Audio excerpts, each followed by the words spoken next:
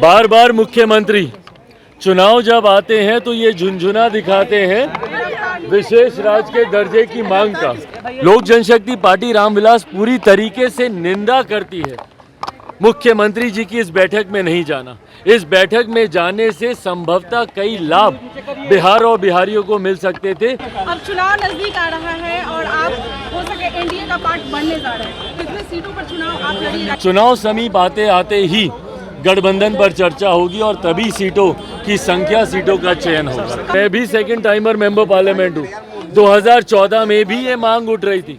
मेरे नेता, मेरे पिता आदरणीय रामविलास पासवान जी 6 प्रधानमंत्रियों के साथ बतौर केंद्रीय मंत्री काम कर चुके हैं। उस वक्त भी लंबे समय से ये मांग उठ रही थी। यूपीए की सरकार में भी ये मांग उठी है। आज नीतीश कुमार जी को याद आ रहा है ये, और जब खुद ये विधान मंडल का जब ये करने गए थे, विस्तारीकरण का जब ये खुद उसका उद्घाटन करने गए थे, तो उस वक्त क्यों राज्यपाल को भूल गए थे? तो कहाँ है वो विपक्षी दल और वो विपक्षी पार्टियां जिन्होंने अपने पार्टी के नेताओं के नाम पर हजारों योजनाएं बनाई, उनके नाम पर भवन बनाए, उनके नाम पर सड़कें बनाई, तमाम राष्ट्रपतियों को दरकिनार करते हुए। नमस्कार, आप देख रहे हैं लाइव बिहार, मैं आपके साथ रूपम। देखिए, आज चिराग पासवान एयरपोर्ट पर पहुंचे हैं और एयरपोर्ट पहुंचने के बाद वो भड़क उठे सीएम नीतीश पे।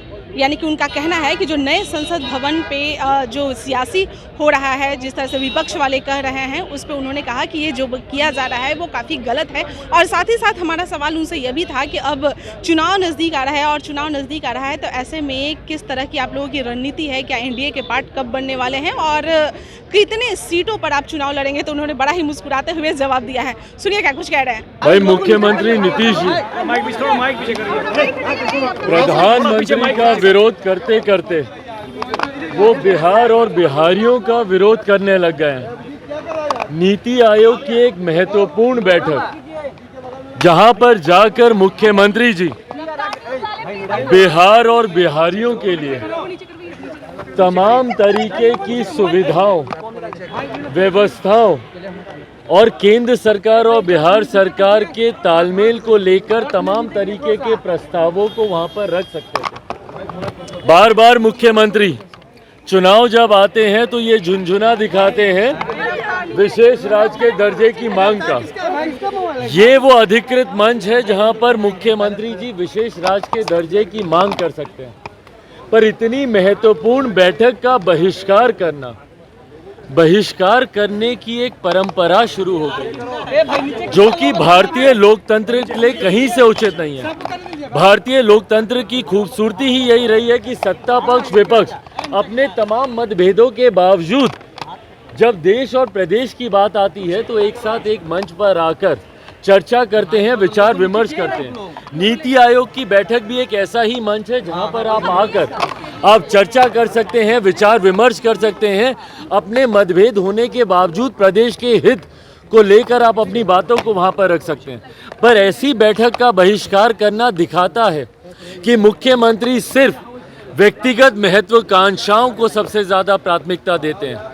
अगर उनका व्यक्तिगत द्वेष किसी से है तो वो द्वेष इतना बड़ा हो जाता है कि वो बिहार और बिहारियों के सरोकार के लिए भी ऐसी बैठकों में जाना जरूरी नहीं समझते।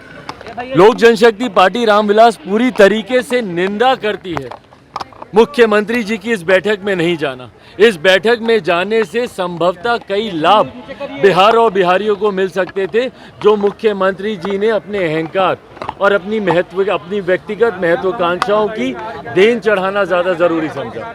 भाई, किस बात का बहिष्कार हो रहा है? समझ के परे है किस बात का बहिष्कार कर रहे हैं और ये बहस ही क्यों हो रही है?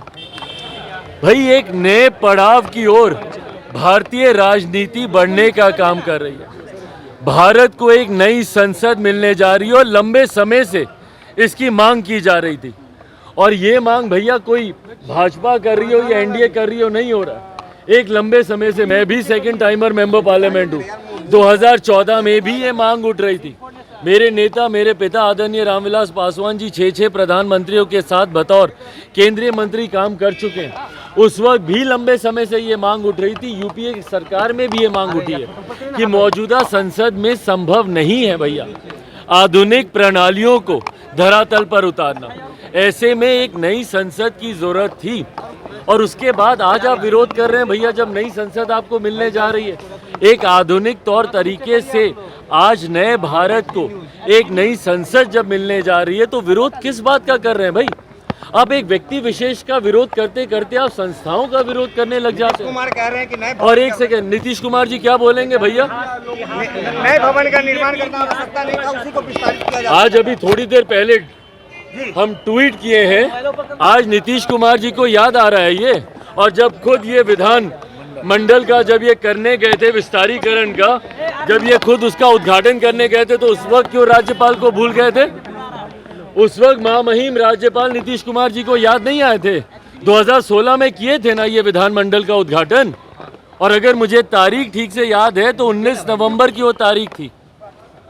उस वक्त कहाँ गए थे महामहिम राज्यपाल? और मुझे बताएं, देश की जितनी विपक्षी दल हैं, विपक्षी पार्टियां हैं, या तो वो स्वीकार करें कि उन सब ने भी गलतियां की हैं। आज अगर प्रधानमंत्री जी के उद्घाटन से इन्हें इतनी चिंता हो रही है तो कहाँ है वो विपक्षी दल और वो विपक्षी पार्टियां जिन्होंने अपने पार्टी के नेताओं के नाम पर हजारों योजनाएं बनाई, उनके नाम पर भवन बनाए, उनके नाम पर सड़कें बनाई, तमाम राष्ट्रपतियों को दरकिनार करते हुए? या तो वो स्वीकार करें कि तब उनसे गलती हुई थी इसीलिए आज गलती हो रही है, और या फिर जो परंपरा चलती आ रही है भाई, कहाँ पे लिखा है?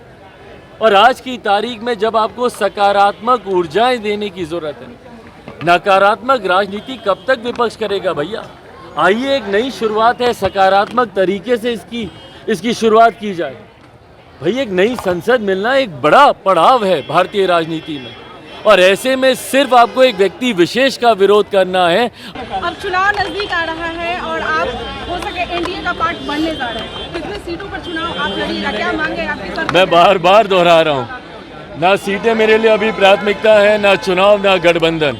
फिलहाल मेरी प्राथमिकता सिर्फ और सिर्फ पार्टी के संगठन का विस्तार, जनाधार का विस्तार। चुनाव समीप आते आते ही गठबंधन पर चर्चा होगी और तभी सीटों की संख्या, सीटों का चयन होगा।